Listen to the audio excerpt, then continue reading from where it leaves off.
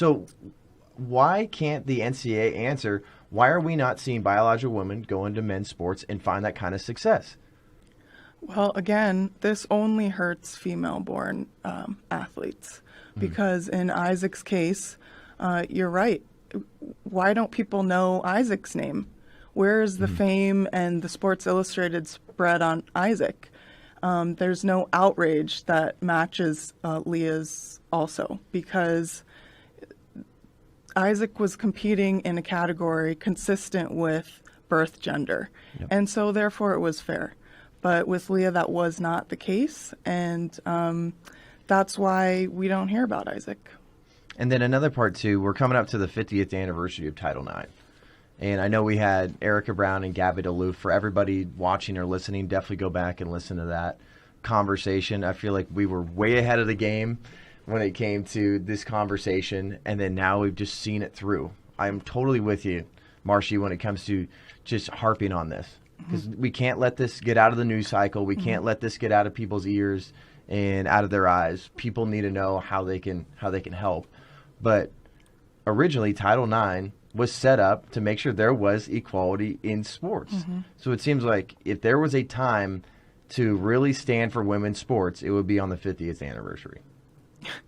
That's what makes this like so crushingly disappointing is every school right now, every university, including our own, is planning big Title IX celebrations for the 50th anniversary.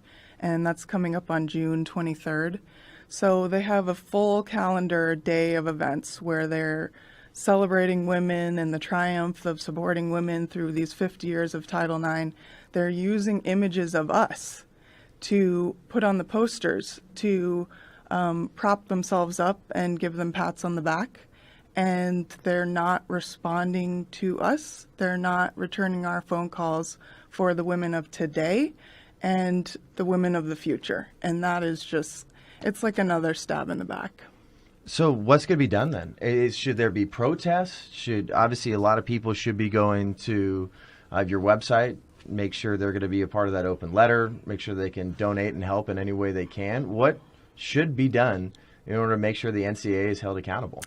I'm glad you asked because we are in the process of planning an event right now for that anniversary as well.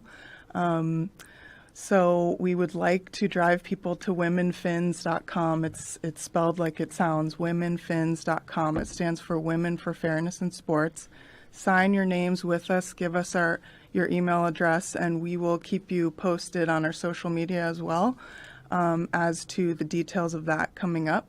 But we are not going to let this stand.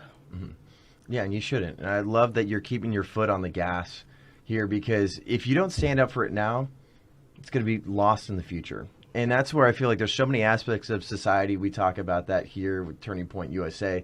One thing that pisses me off so much about, I know you brought up earlier, it's not a conservative or liberal thing here, but a lot on the conservative side, they have been doing whatever they can, even just on the state level, to protect women's sports. Like there's places like Alabama, Arizona, Arkansas, Florida, Oklahoma, Mississippi, Texas, Utah, West Virginia. There's dozens of states that have said we are not going to allow biological males in women's sports. And we're going to do whatever we can to protect that. And you're going to do that too because on the conservative side, we have constantly said, like censorship, that's not going to happen. Or those are just a few people that think they got maybe gender dysphoria or something, or they want to be something they're not. And then we got to this point where we just cried wolf. And then now it's just so many aspects of society are lost, and we can't do that with women's sports now. And that's why I appreciate what you and your group is doing.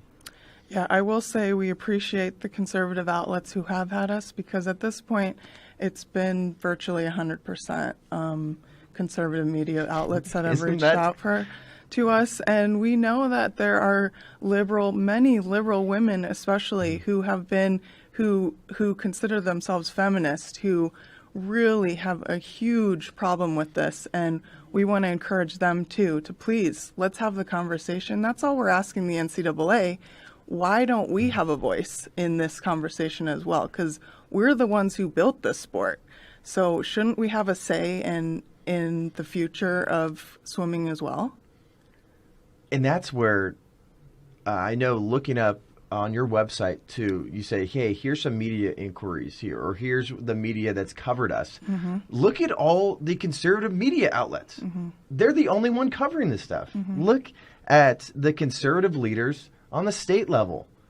And maybe even on the federal level, they're trying to say, what are we going to do here? How are we going to push the NCAA to make some sort of decision here?